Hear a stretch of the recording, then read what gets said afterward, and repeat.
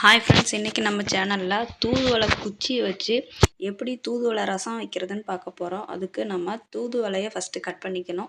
நான் துவையல் கொஞ்சம் செய்ய போகிறேன். அதனால் துவையலுக்கு கொஞ்சம் தலையை தனியாகவும் குச்சியை தனியாகவும் கட் பண்ணிகிட்ருக்கிறேன்.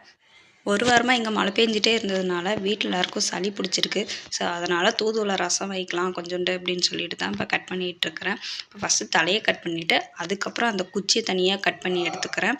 குச்சியை நல்லா க்ளீன் பண்ணி எடுத்துக்கிட்டு இப்போ ஒரு வடை சட்டியில் தண்ணி ஊற்றி வச்சுருக்கேன் ரசம் எடுக்கிறதுக்காக. இப்போ அந்த கட் பண்ணி வச்ச குச்சியெல்லாம் அதுக்குள்ளே போட்டு நல்லா கொதிக்க வைக்கணும். தண்ணியில் முழுகிற மாதிரி குச்சியை போடணும். அந்தளவுக்கு நம்ம தண்ணி வைக்கணும். இப்போ பாருங்கள், வேக வச்ச தண்ணியை எடுத்துக்கிட்டேன். அடுத்து வடை சட்டியில் கொஞ்சோண்டு எண்ணெய் ஊற்றி கடுகு, உளுத்தம்பருப்பு, கடலப்பருப்பு இதெல்லாம் போட்டு கடுகு பொரிஞ்சதுக்கப்புறம் பூண்டும் காஞ்ச மிளகாயும் சேர்த்திருக்கிறேன்.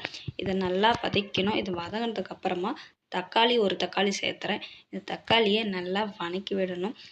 நான் நிறைய தக்காளி சேர்த்து கிடையாது, ஒரே ஒரு தக்காளி தான் சேர்த்திருக்கிறேன் சின்னதாக. அந்த தக்காளியை நல்லா வதக்கி விட்டுட்டு கொஞ்சோண்டு கருவேப்பிலை சேர்த்திக்கிறேன். இப்போ இந்த கருவேப்பிலை நல்லா வதங்கட்டும். இதெல்லாம் வதங்கினதுக்கப்புறம் இது கொஞ்சோண்டு மஞ்சத்தூளும் உப்பு சேர்த்திக்கிறேன். இப்போ மஞ்சத்தூள் உப்பும் போட்டதுக்கப்புறம் அதையும் நல்லா வதக்கி விட்டுக்கலாம். சளி பிடிச்சிருக்கவங்களுக்கு தூதுவளை ரசம் வச்சு குடித்தா சளி நல்லா கரைஞ்சி வரும். அதுக்காக தான் இந்த ரசம் குடிக்கிறது.